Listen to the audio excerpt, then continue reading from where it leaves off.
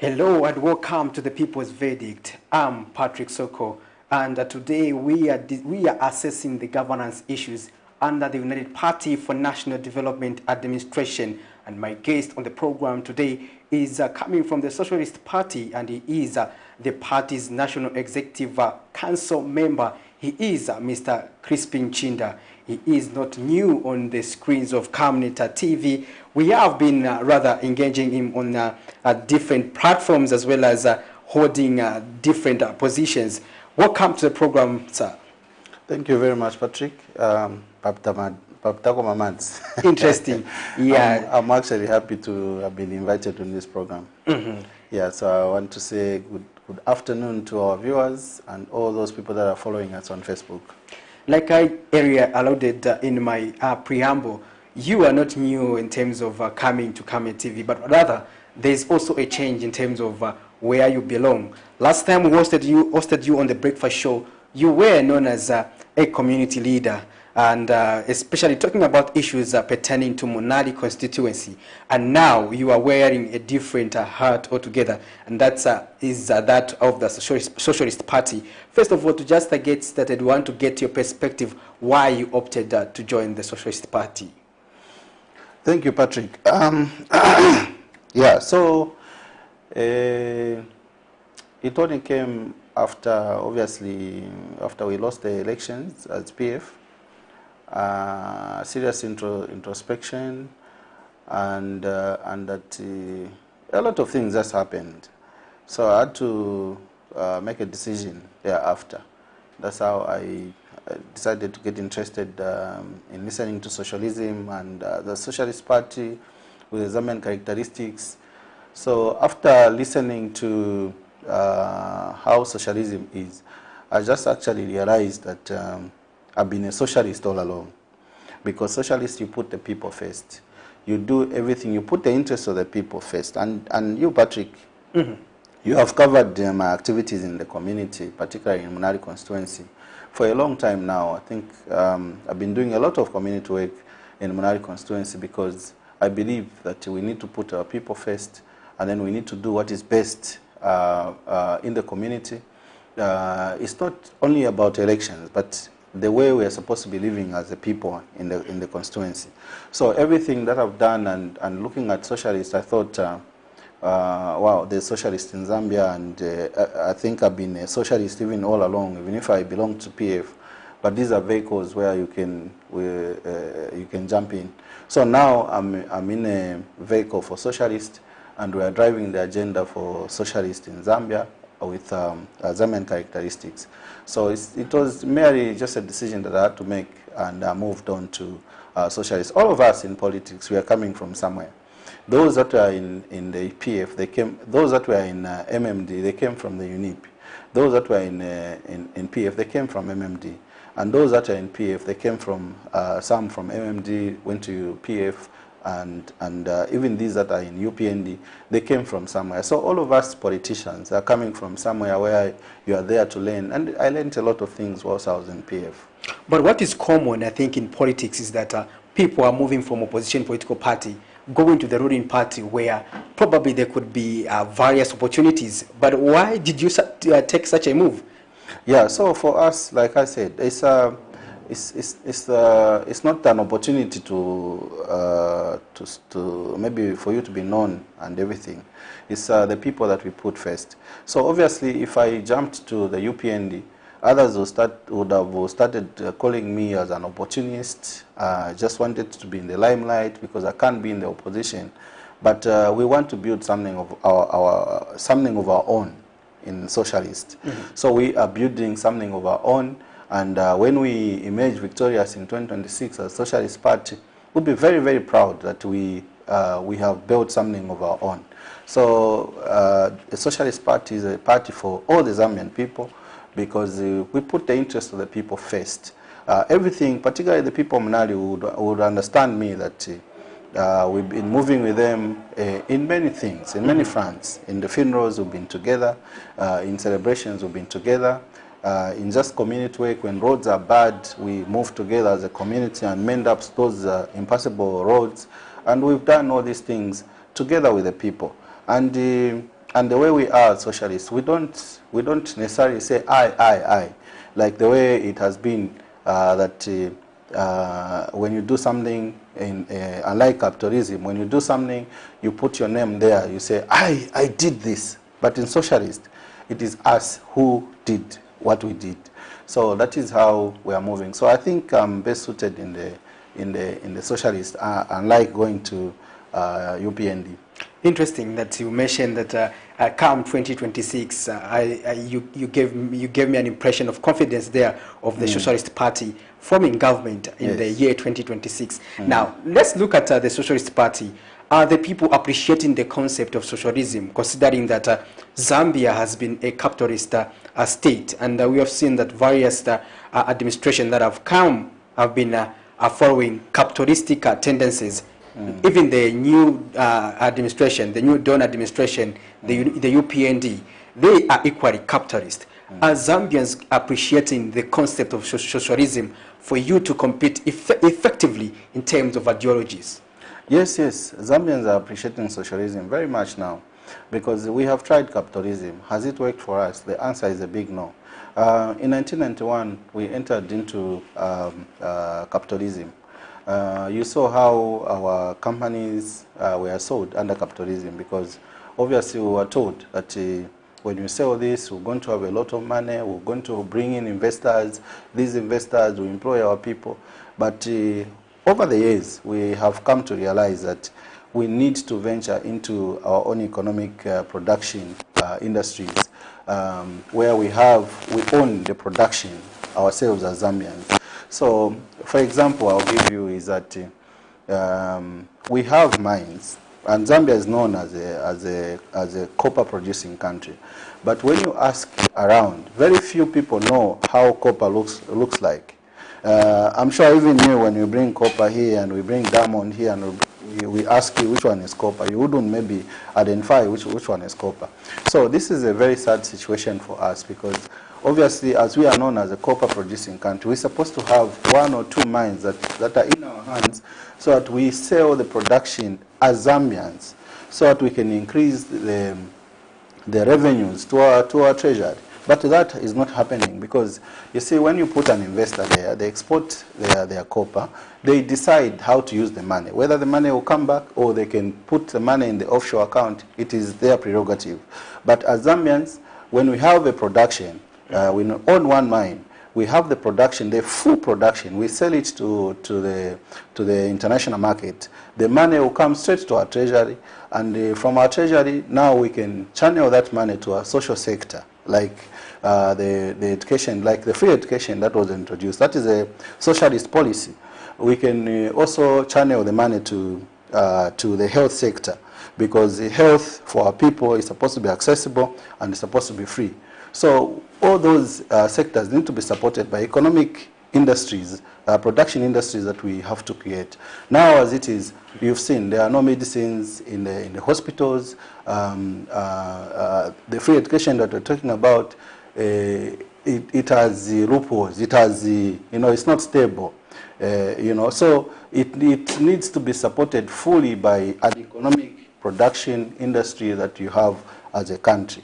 So we have to own the means of production. And the socialist, President Fred Membe has spoken many times in many platforms that we're going to establish production industries in all the provinces of this country, all the 10 provinces in this country. That time when there was a UNIP, we had our own companies, but those companies were sold. But it was good for us to have our own companies, because that is the only way you can grow the economy. So isemanje sitifunika tankhala na companies yatu shabe yametinga kambe kuti okay, marijuana production industry, we have it, because every ingredient that is required in the medicine that we take is an ingredient of marijuana, a substance of marijuana in it. So marijuana, and we have very good soil in this country. So when we produce that and export, as Zambians, we export that production, the money will come and to be stored in the in our treasury and increase our treasury there, so that we don't put much pressure there. And the money that we get from there, we support our peasant farmers, we support the health, we support also the education. This is what we need. So we need to increase the production industries in our country. And this is the policy that we have as socialists. Those are pillars to improve our economy.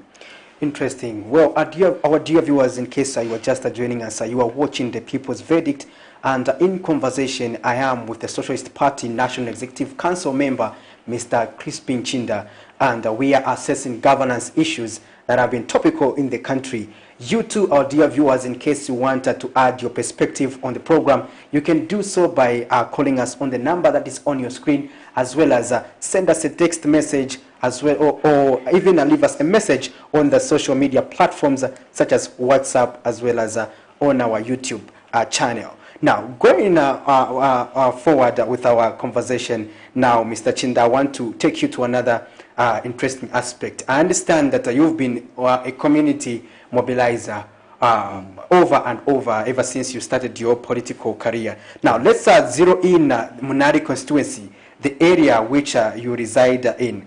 Mm-hmm. How have you continued from where you left from while you were just doing this without any political affiliation? Now that you are on the Socialist Party, what have you continued to do while in Munari constituency? Yeah, so we have a lot of community programs that we've continued to do. One of it is that we need to support our young people, particularly our young people need to be kept busy. So what we are doing now, the project we have now, is that we are reaching out to those who like football. Mm-hmm. We also have girls that does football, that plays football. So in Kalikiriki there, we have given them jerseys, we've given them footballs. Now we are going to Tendere. The teams there also will give them some jerseys and also some footballs. We'll go to Kalingalinga, we'll do the same. We'll go to Kamanga, to Mukolo ground there, we'll do the same. So my people in Kamanga, I haven't forgotten about you. I'm coming pa ground pa Mukolo hapo. Nibwera nifuna nikapase majezi so ati na bola muni nao yoye mti achebo na bwino. From there we'll go to CHIINDA. So all the teams in Munari constituency will try and give them majezi, not wakachinjana majezi, because that has been there. Where ngati team ina ngo mwendo pempa majezi mwavalako then mwabwezera, but I want them to have their own jerseys. So we are encouraging football amongst our young people, and so far, like in Kalikiriki, there's a Kalikiriki United, a girls team. They are doing very fine. Every game, they went to Nampundo, they won. They went to Baulen there, they won. Just on Saturday, last week, they had a game there, they won. So they are impressing us. Pa PHI, pa jakumbuyo kwa police kuja, kuri futika team kuja futi, ka wakazi futi. I also gave them some jerseys. So I'm trying to reach out to the young people so that we can keep them as busy, as much busy as we can. And then after I complete that, to Cabinet Stars here. you can continue. The Cabinet Stars will come and watch you. Remember that I donated some jerseys to the journalist. The journalist, their team. I remember. You yes. remember, yeah. So I'm friendly to that. I'm a free spirit. So we have a lot of programs that we want to continue with our people. So I also met the young people from Chakunkula. We had a chat with them. I went to Kamanga Parish there. We had a chat. I met all of the youths from 18 years to 35 years. We met. We spoke about these things. So we have a lot of programs that we want to do. Some of these programs are coming from them. And you know, Patrick, that I've been a supporter of the models, the young ladies also. Whenever they do their pageant, we had Miss Disability and many other pageants. I've been a guest of honor and trying to encourage them so that they can be kept busy in those lines. Thereafter, we'll go to our women. We also want to encourage our women so that they can continue, they can involve themselves in economic activities.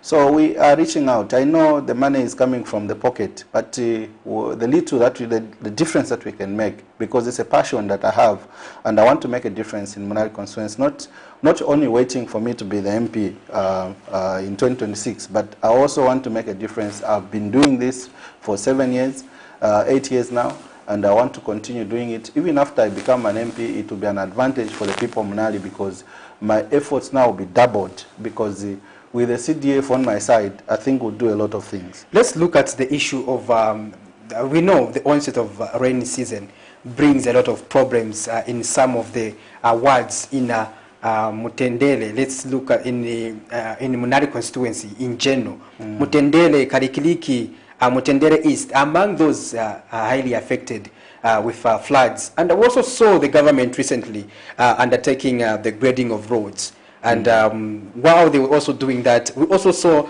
others who were casualties who felt that process actually affected them, in that some of their shops or houses were demolished in the process. What's your comment on that? Yeah, as much as we need development in the area, it's supposed to be a win-win situation for our people. As socialist, if I was the one as a member of parliament for Munali constituency, obviously the approach would have been a little bit different. What I would have done first is that obviously sending the contractor, the contractor will go and assess the roads first, which roads are supposed to be graded and how they are. So they will see if there's some offenses that are protruded into the road. Maybe some shops have been built along the road. That is very common in our constituency, in our compounds.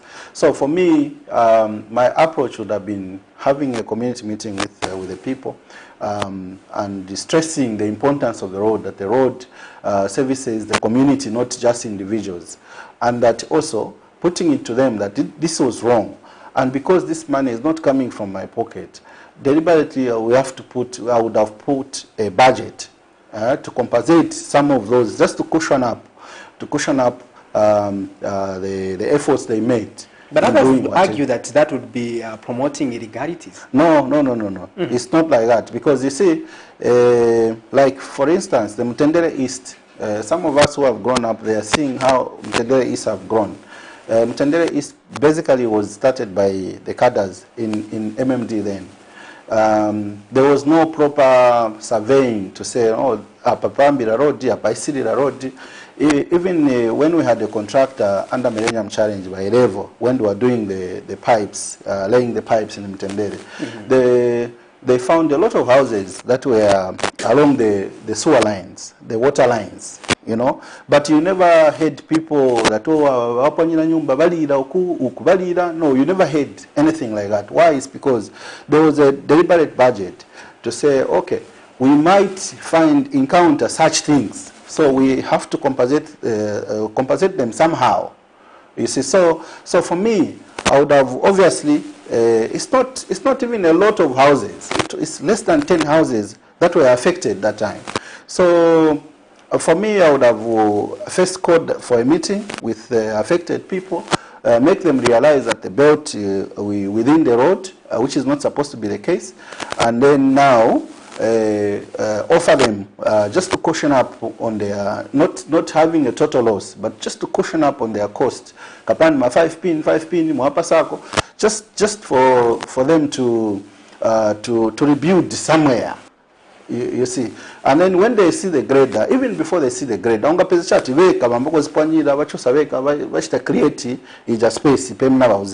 that is a win-win situation that I'm looking at. We would have looked at.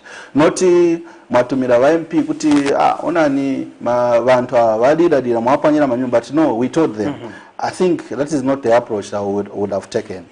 For us, we want, when we take development in the area, we want our people to be happy, and also all of us, even us who are taking that development, should be very happy, and our people should celebrate the development that we are taking to them. And this is our approach as Socialist Party. Interesting. Well, our dear viewers, you are watching The People's Verdict, and in conversation we have the Socialist Party National Executive Council member, Mr. CHRISPIN CHIINDA, and we are assessing various governance issues. And going on with our discussion, also let's look at this other aspect now, going to matters that border on various constituencies or various localities, Mr. CHIINDA.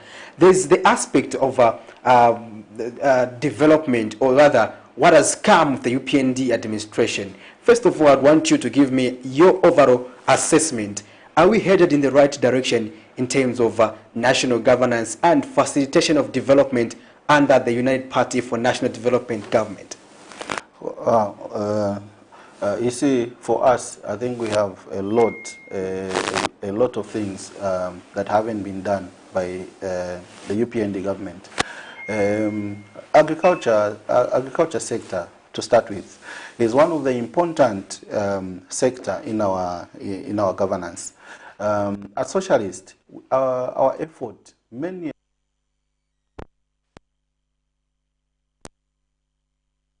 pillars in agriculture, because agriculture is not just agriculture, it's business. People make money from there, do business through agriculture. Transporters depend, much of their transportation is moving agricultural materials from here to the other side. So agriculture, I think, has been mishandled. Well, others are saying no fertilizer, but overall we know that fertilizer has delayed to be delivered to our people, and this is now we're going into December. Tomorrow is the last day. It will be 30th November, and our people haven't received the fertilizer. And they have argued that it was the case under PF. No, but you see, the Minister of Information herself was in Chisamba the other time, monitored by a media, that she was saying they are selling the maize, the surplus maize for 2019, 2020, and 2021. Meaning those yields were not, it wasn't for UPND, it was for the PF. So the PF, we cannot assess the PF now. We want to look at the 2022-2023 farming season. But most of the time, that time I was there in PF, by May, June, farming inputs would have been delivered to the farmers. By July, the farmers will be collecting their farming inputs from the various districts. But this time, we are into November, and actually we are into December now, and the rain season has already started. Farming inputs have not been delivered, and where it has been delivered, they are sharing. We've seen people sharing one bag of fertilizer. That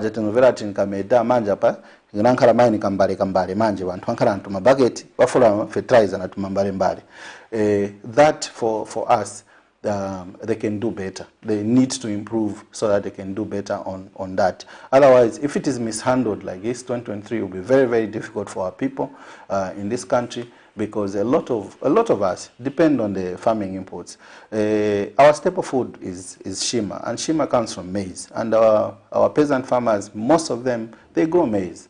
And if we mishandle that, we don't do well, then 2023 will be very, very difficult for all of us in this country, because mini meal then, which was promised to be at 50 kwacha, will be now fetching at 220, 250 kwacha, which won't be good for our people. Then the other one is obviously the health sector. The health sector also has been a disaster. Medicine has been a problem in the hospitals. Just yesterday or the other day, I went to UTH, and the information I found there wasn't pleasing at all. There's no medicine there, and just the healthcare itself hasn't been tip-top, hasn't been improved. So we want to ask government to put much effort on this, because our people, we get sick every time, and we don't plan to get sick. We get sick every time. So when you go to the hospital, you are expected that you go there, you get healed, you'll be given the right medication, and you get healed. Even our beloved family members, when they get sick, we rush them to the hospital so that they can get healed. They can get treated and get healed from there. But manja from hospital, muribe mankwala. So that again, we are asking government that they should put much effort on health sector, because health is wealth. That's what we believe. So we want medicine to be available in hospitals, and we want our people to get treated as much possible as they can. Interesting. Let me also bring you to a subject that you have been tackling on several platforms, the issue of junkies and community gangs. We are seeing it now escalating to unsustainable levels, where to a point where we have even seen the Zambia police have started going in these communities to arrest those suspected to have been involved in criminal activities. We are in each and every community that you go to, you'd find that these junkies now can be found. Commonly, a long time ago, it used to be common in Mutendere, if I remember, when it was just starting. And now, in each and every community you go to in Lusaka, you would find them. What is the root cause? And how can we address this issue? Manje hapa manje ndepe yashita over manje, because ukaenda kuja ngati waenda kumtendere kuja kumbuyo kwa Zambia kuja. Road you end up down kuja. If you're walking alone with a plastic, it will be snatched away from you. Kuma 18 hours, kuma 18, 19 hours, you can't walk alone, you can't walk freely that side. This has come as a result of difficulties in economics, in economy. Economy has become so bad because businesses are not the way they used to be. And almost everyone is complaining. Of course, change of government comes with its own difficulties, but this has taken too long, and it has affected most businesses, and the economy itself has been affected. So we have when the economy is bad, and obviously we expect the junkies to increase in our communities. So maybe when the economy improves. Because I don't know if I was with you that time. I have visited most of these junkies in their dens, and I was talking to them. Some of them we got them from there. They are now they've gotten united with their families in the communities, and others are doing some peace works. But others, a lot more, have joined there as junkies. So it's a worrisome situation for us leaders. We are very worried that such should not be increasing in our communities, because then bantu sozambo gona bwino kai mgona usiku mkaona one of family members achedwa kubwera unkala chemganiza tikapena majanki wa mushita attack. So the junkies have increased because of economy. People are struggling now. Bantu washito choosing amanje kuti tizadi hapo chan parisapa na lunch. Then upezati basanka au tizadi lunch nishisapa bazapanga cheti mazi. But what are you saying that when the president assured that it will be 3 meals per day? Yeah, those we haven't seen them yet. So until then, when we are able to see that people are managing very well in their communities. Me, I live in Munali constituency, and all my activities, I do them from Munali, and I interact with the people of Munali on a daily basis. So I know how they are living, and I know what is happening with our people. The situation is quite bad in our communities now. So until then, when things improves, that's when we can change our story. But otherwise, our story has become from I don't know where we can say west to west. Vavuta vindu mkomboni. So all of us family wanitamba so wari mkomboni. Wavumikizana nine. I'm sure when someone will go and agree with me that things are not the way they used to be. Things are quite bad now. So until then, when maybe measures, I don't know what they are going to do to improve these things. When they get improved, we're going to thank them. But for now, we can go bad first. Now, let's also talk about the Constituency Development Fund, CDF, and how can it be best utilized to help young people, such as those who fall into the category of those who are being called junkies and so forth. CDF, first and foremost, is that Kupanga Cooperatives. This is a song that has been there in the New Dawn. Pangama Cooperatives. Someone was saying at in a nando pempa kapana minister batya. At nando pempa minister to nina maliroku ni pempako 500 tanzeko kumaliwa tino atuanamuyanka chati form cooperatives ndalama ziliko kuja manje kuti upange cooperative process.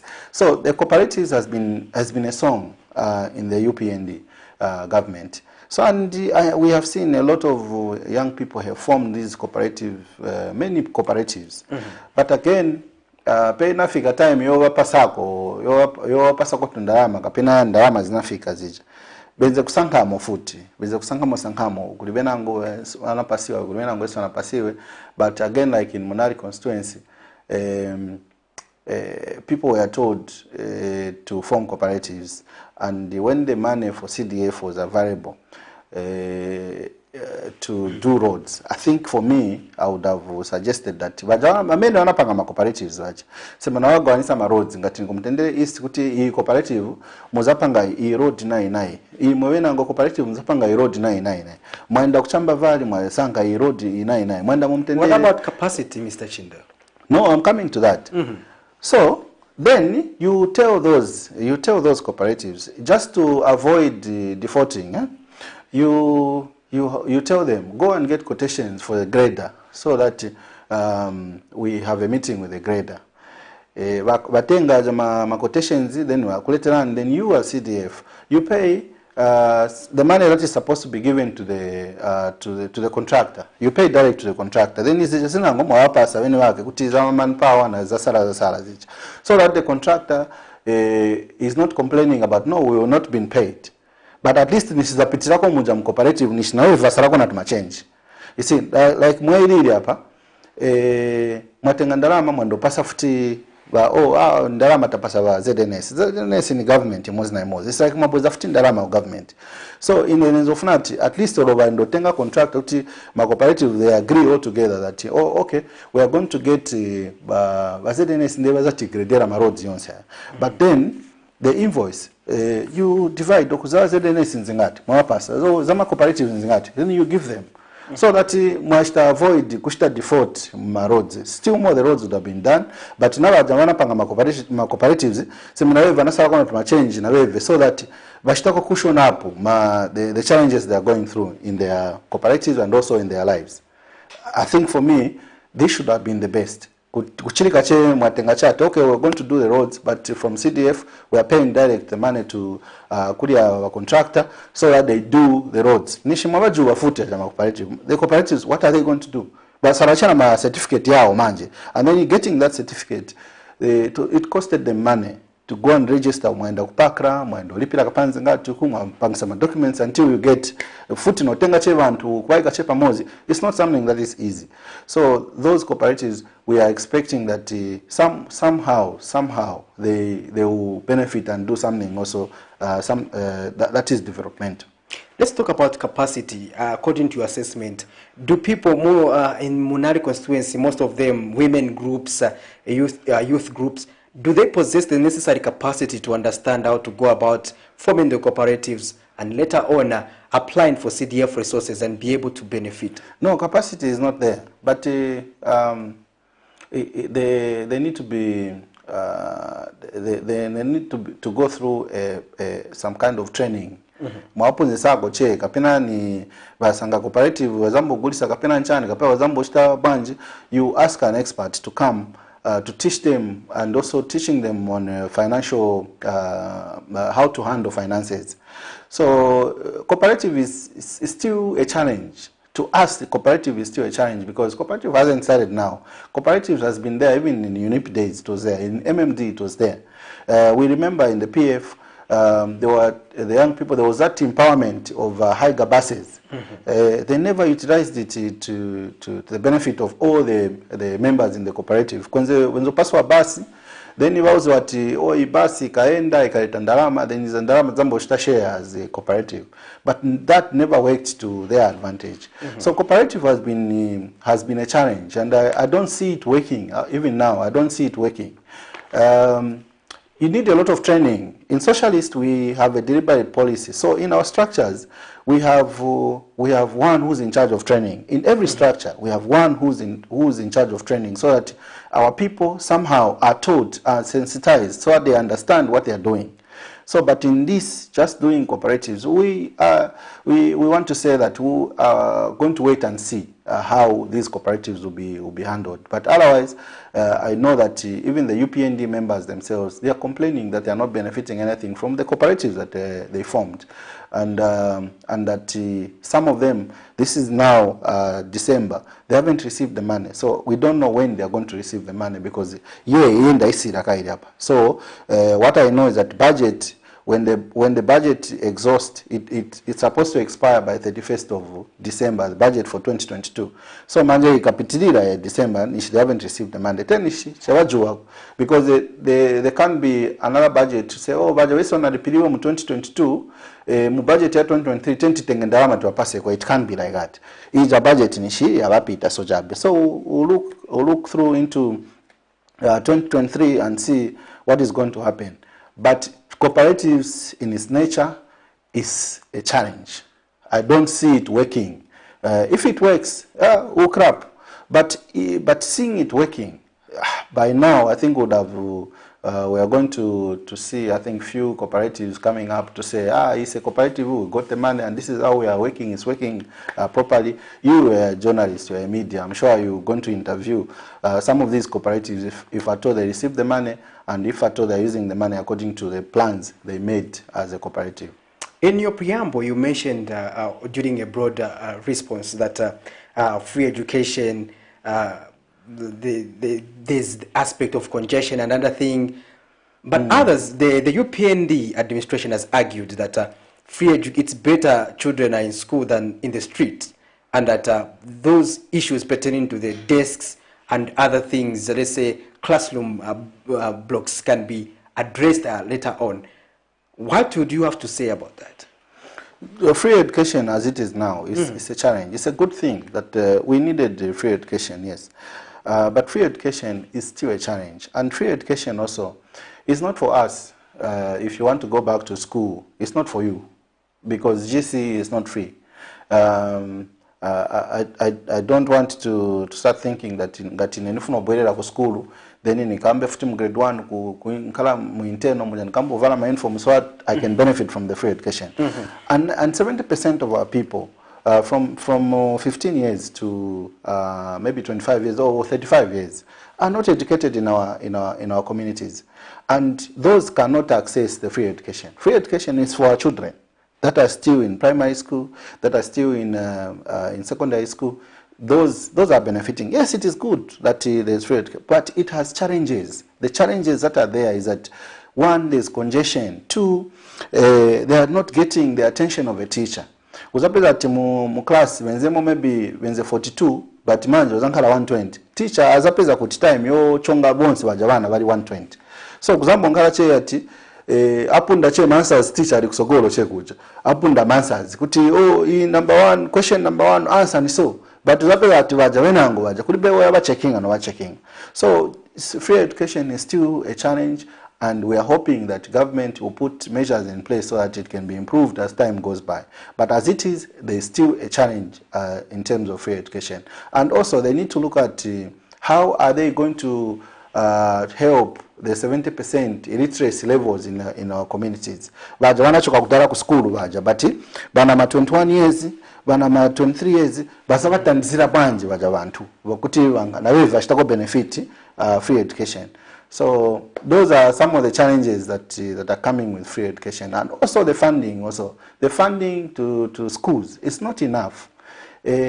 Schools must be funded adequately, because of course we appreciate that more teachers were employed, but my classes being overused, foot na matishu ma toiletries che yankala che moja ma bushon block zambo sira every time. So my funding che ifunika che ma cobra ma chan vijafonsi kai banawalesa kuti the government will fund everything. So enough funding must be available in all the schools so that they can manage these schools properly. But do you agree that we understand that the Munare constituency is where the University of Zambia, the highest learning of institution we have in this country, sits? And the students at that university, among other universities in the country, were excited to the reintroduction of meal allowances that were abolished under the Patriotic Front administration.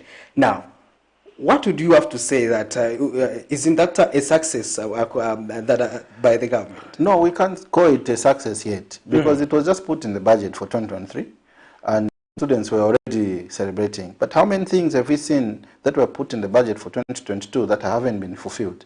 There are a lot of things. So we want to celebrate when that thing is implemented. When students receive their meal allowances in 2023, in January or February or March, they receive their allowances, we'll be happy with them that at least this has been fulfilled. There are many promises that we are looking at now that hasn't been fulfilled, because meal allowance was one of those that were promises that were made to the students, that when you vote for us, we're going to introduce meal allowances. So the students were excited, prematurely excited that meal allowance has been put there, but they need to wait until it is implemented. So even me as a community leader and the aspiring member of parliament, I'll be very happy when they start receiving those meal allowances. Otherwise, we need to assist, one way or another, we need to assist our students. We need to make the environment in schools very, very good. Interesting. Well, our dear viewers, you are watching The People's Verdict with me, Patrick Soko, and I'm in conversation with Mr. CHRISPIN CHIINDA. He is coming from the Socialist Party. He is a part of the National Executive Council, and we've been discussing quite a number of issues. And in case you are just joining us, you can still manage to do a rewind of the program, and that's on our Facebook page. And now we proceed to other matters. I want to also get your perspective, sir, regarding checks and balances. Have hosted several UPND leaders on the same seat where you are there.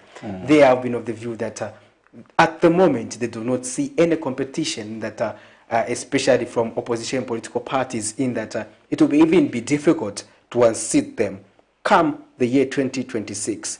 Do you share such sentiments? As we are in opposition, and the reason why we are in opposition is we are on an alternative government, or we are positioning ourselves to form government in 2026. So this has been said several times by people in government. I think even UNIP used to say, Kumululesa Panshi Keke. They never thought that they will leave office, but they left office. MMD, it was the same thing. They thought obviously they'll be there forever. The PF, I think I remember former Vice President Guy Scott said, those that will vote out the PF are not yet born. You see, but PF is out of government. It's the same story that is there. They shouldn't worry about the opposition. They should worry about the citizens that are well informed, the citizens that are doing the checks and balances. These checks and balances, it's not for us only, the citizens. It's not for us only, the opposition, but it is for the citizens of Zambia. They are comparing how it was before they came in and how it is now. Are things much better now when they are in government, or things have gotten worse? So it's not, they shouldn't worry about opposition. They should worry about the citizens that are well informed, that are following up all these matters. They're doing everything they're doing. And they need to know, all of us need to know that Zambian people, we don't have a record of violent going on the street and doing the protest. The protests were only recorded in 1991. But Zambian people relatively are peaceful people. So they will wait until the time for voting comes. This is what happened even in 2021. They were very quiet. But when they went to vote, we all got surprised how they voted. So the UPND, if they want to be comfortable with that, let them be comfortable. Let them continue doing what they're doing. But they shouldn't be shocked in 2026 when the results shows the opposite. Because it is the people themselves. They can vote for anyone. They can vote for any leader that they feel, ujasanga wine. I remember time MMD in I was in the office doing business. Some minister in the MMD was refusing me to buy the Post newspaper. Kuti abasanga wine, asanga tu wines. You know, but when time came, former President Sata, may he so rest in peace, won the elections. You see, so if they want to be very comfortable with that, let them be comfortable. But the biggest opposition is the Zambian people. Zambian people can just wake up to say, I say, especially wamina mayutsi, wazakamba change ilise talema nawa, I think muntu watu pasache hopu, ni wamene Socialist Party, Fred Membe, they would votera wamina, and they will vote for Fred Membe. So, for us, we'll continue doing what we are doing, we'll continue reaching out to the people, in our various constituencies, and we'll give the alternative. When something is done like the way I've explained, that agriculture has been mishandled, and agriculture is the biggest, in terms of even employment, agriculture employs the biggest number in all government departments. So if it is mishandled like that, it will be a challenge for them. Because then the coming year, it will be a challenge. It will be very difficult for our people. So for us, we have an alternative to say, okay, when we come in as socialists, one of our pillars for economic growth is to invest a lot in the peasant farming and in agriculture and do everything possible for our people so that they can grow enough maize for themselves, and also they can grow the surplus, they can sell it to government. And also health, we have to make sure that health, we have adequate medicine in there and the right manpower in health. Also education, free education is a policy for socialists, because we want everyone, every Zambian to be educated. And this is why I said that our structure is different from any other structure, because on every structure there's someone who's in charge of training, because we want our people, starting from our members, to be learning literature, to be reading a lot of books, to be learning all these things that is happening. So socialism is different from capitalism. People are able to know how they have lived from 1991 to date. Has capitalism helped the Zambian people? Has it helped us to grow? The answer obviously is no. But we have an example of China is a socialist country, and China is the biggest economy in the world. And China is doing very fine in terms of the policies that they've made. But because, of course, there's China characteristics, and also Zambia, we have Zambian characteristics.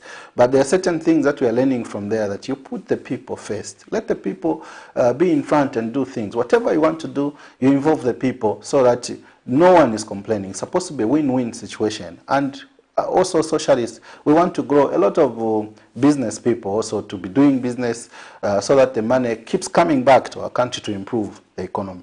When you talk about business, industrialization and other things, Mr. Chinda, I want to just get it from you. Who owns the means of production in Zambia, and why do you think Zambians are not mostly involved in terms of the indigenous Zambians are not highly involved when it comes to industrialization? You see, the problem we have in capitalism is that every opportunity that we see, let's say we take it to Nyimba. Kunyimba kuja kumanka watu mabanana. Every time muzapita with mabanana, which means the climate and the environment there is good for bananas.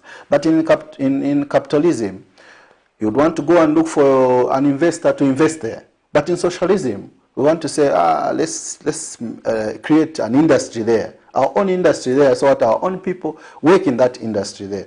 So that the money, if we produce enough bananas, we'll sell it to outside, and the money will come to our treasury. This is what we're saying. Even here, we're saying, as socialists, we want to own some kind of production. How are we benefiting from other companies owning a mining company, and then they sell the production, and then we don't know how they use the money? The only thing that we benefit as a country, obviously, is when they employ 2,000 people to us, they're employing a big number of people. But our own production, I think we can employ more people there. So for us, we have a lot of our people that have graduated from Ministry of Mines. A lot of them, we don't know where they are. We don't know where they've taken that expertise. University of Zambia has a department of is it education? Is it School of Mines. Yes. Yeah, School of Mines has been there for a long time. And we have a lot of our students that have graduated from there. Others are working in these mines. But we want them to be running our own mines. We want to have at least 1 or 2 mines. We are not saying all the mines must be under the government. No. We just want to have maybe 1 or 2 mines that we can run as government, so that when we sell the production, that production will bring in a lot of revenue to us. And our people will be proud that a manager kopa etmaona ija. Ndiye ndalama izabwera izi. Then when that money comes, we'll be able to decide, okay, health, do we have enough medicine? Zaenda kuja. In schools, let's fund our schools. Mwashta increase the funding of my schools.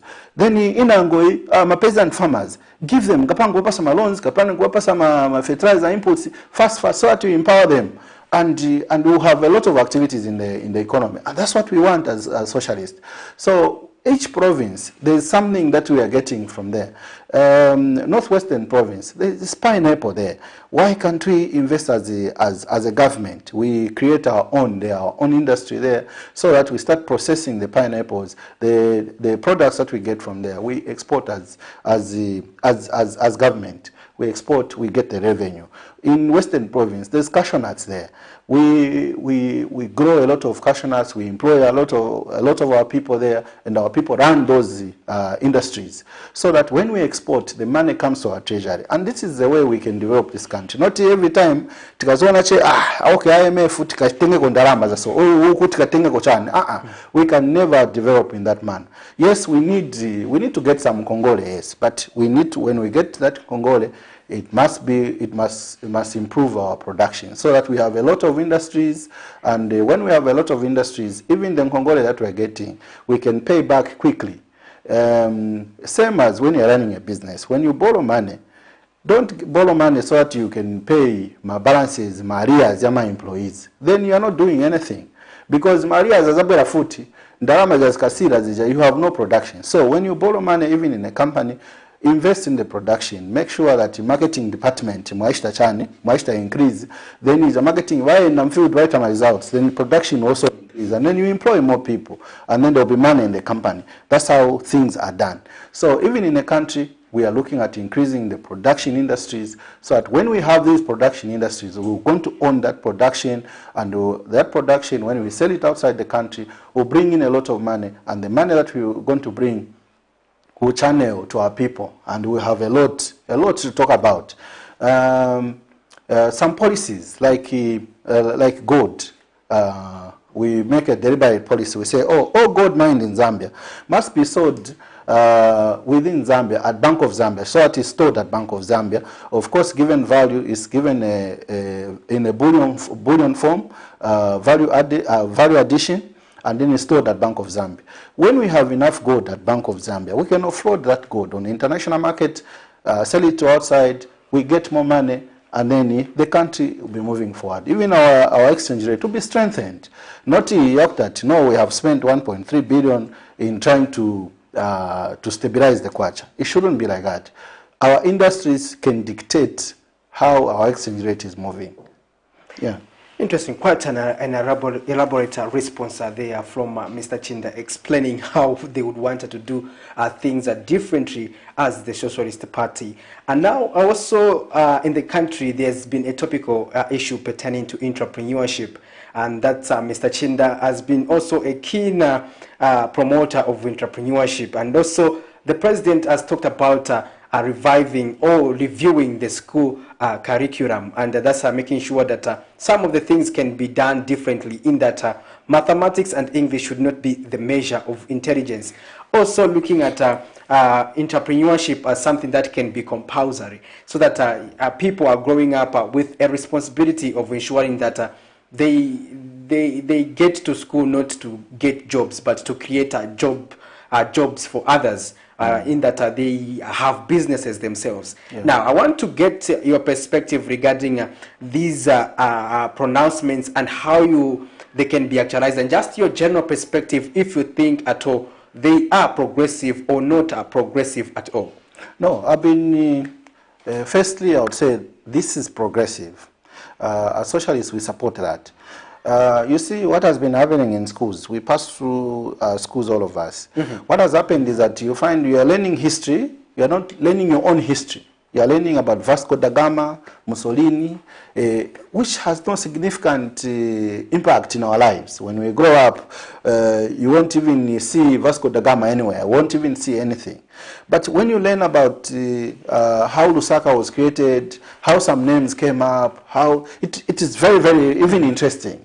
So we are expecting that even history itself, because history is very important, and the history that we should be learning now, that will be introduced in our schools, should be our Zambian history, so that our young people, our children, are learning about Zambian history, how Victoria Falls was discovered, because we've been misled to believe that Victoria Falls was discovered by David Livingstone. In actual sense, there were people that were living there, and David Livingstone found people there. So such must be corrected. And you see that commerce, which is mainly business, is an option. Civic education, where we need to know our rights, we need to know the how you become a Zambian, how you know these civil rights. It's an option. You know, you are given science as compulsory, but do I need to become a scientist? No, I don't want to become a scientist. But some of these need to be options, like science maybe can be an option, maybe biology can be an option. But these other things that we need, like civic education, we need our rights to be known. So that one must be a compulsory. Commerce, everyone needs that knowledge of a business, so that you have those skills. After school, you are able to empower yourself. The education system, want to believe that our education system was designed in a way deliberately just to make us laborers, so that we become laborers. After finishing school, you start looking for a job. That is the way it was designed by obviously by the imperialists, by the whites that were there before us. They designed it in such a way that we want to create this type of education system where these can always work for us.